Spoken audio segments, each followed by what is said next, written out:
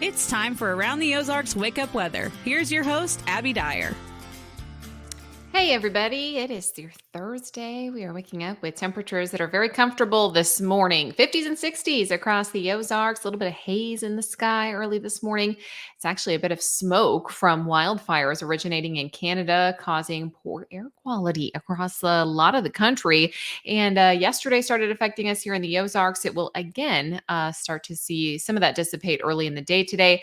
You won't notice it too much, but if you see a little bit of haze in the sky, that's what it is. It is smoke. As we head into the afternoon, it's really going to be a pretty nice day. Yesterday was fantastic. Temperatures in the mid 80s. This is about typical for this time of the year, almost right on par with those seasonal averages where we should be this time of the year. We're going to be in the mid 80s once again today. Really, it's a nice weather pattern, and that's what we're going to hold on to as we head into the rest of the afternoon. So let's dive into the headlines. Today, we can expect some of that haze in the sky this morning, but temperatures are pretty comfortable. Starting in the 50s and 60s, we will warm up quickly. I have that sky that's going to be sunny out there today, allowing temperatures to get back into the mid and even upper 80s this afternoon. Overall, though, it's a nice one. We still have that really low relative humidity from the cold front that came through on Wednesday. It's allowing for that kind of cool, crisp feeling in the air, and we're going to hold on to that in the forecast. I have rain that returns to the forecast late tonight into early Friday. I wish I could tell you that it's going to be this nice, widespread soaking rainfall. I just don't think that's the case. We should stay dry through the daylight hours today. Keep your outdoor plans. You can go on your evening walks. Rain arrives very light after dark, and we'll hold on to some of those lingering showers through early Friday morning.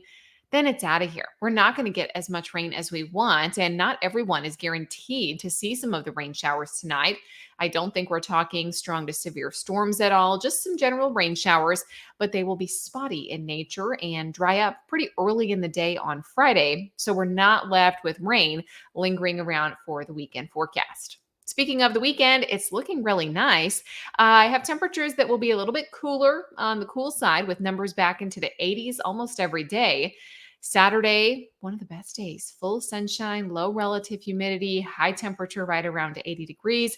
It's going to be a great day to get outdoors. Same for Sunday, and both nights I have low temperatures that fall back into the 50s. So fantastic for the weekend forecast. Great weekend. If you were thinking about camping, it would be a fantastic weekend for that. And today's not so bad either. The unsettled weather pattern, I think it's going to join us again as we head into the early part of next week. But really, aside from the little rain shower that I have in the forecast late tonight into early in the day on Friday, we're talking about dry conditions all the way through that weekend forecast. It's Monday and Tuesday that I have the rain chances filtering back into the region. Today, we're looking at a high temperature on this Thursday of 86 degrees. Sunshine in the forecast, those rain chances, they start to move in after sunset tonight. I have a north breeze in the forecast today, so it should feel pretty nice even if you're outdoors this afternoon. A little bit cooler in the forecast as we head into the weekend. I have that morning chance for showers tomorrow morning. Then I think the rest of the day on Friday should be dry for those Friday evening plans. We're dry Saturday, we're dry Sunday. It's Sunday night into early Monday that the next best chance for rain moves in here.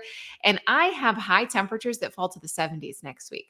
That's going to feel really nice. It happens by Tuesday. And the extended outlook shows you that kind of the second week of the month is going to be a little bit cooler than this week. So things are looking up for us temperature wise here in the Ozarks. Now, if we could just get some widespread rain, that's what we really need to start feeling pretty good.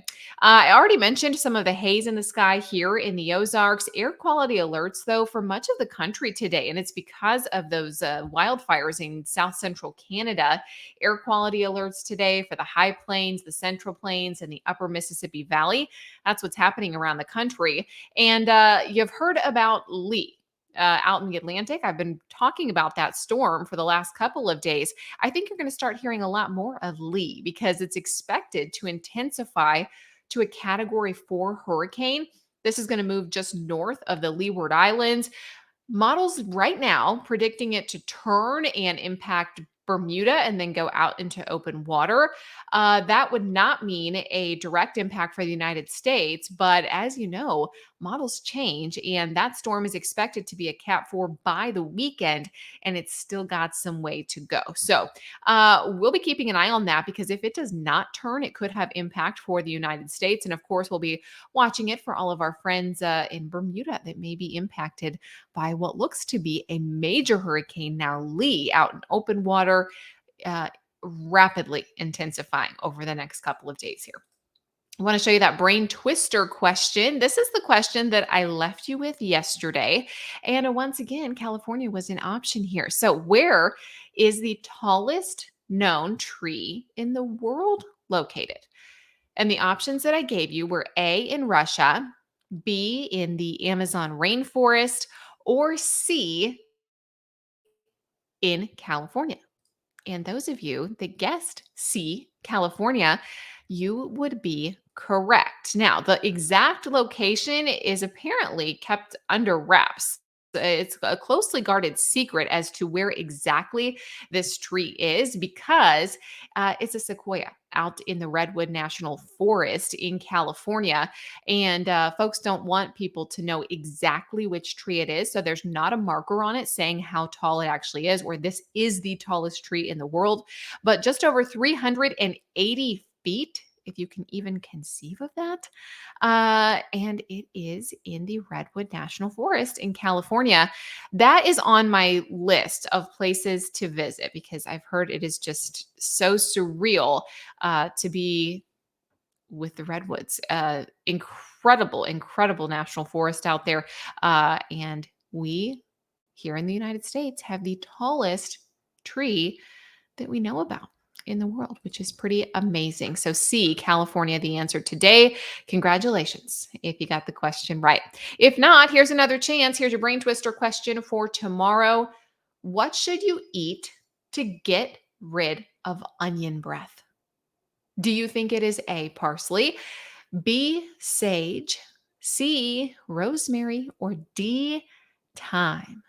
Which spice should you eat to get rid of onion breath? This is valuable knowledge. And if folks do not know this, stay tuned to tomorrow to get the answer because a lot of folks could benefit from knowing the answer to this one to get rid of that onion breath. Parsley, sage, rosemary, thyme.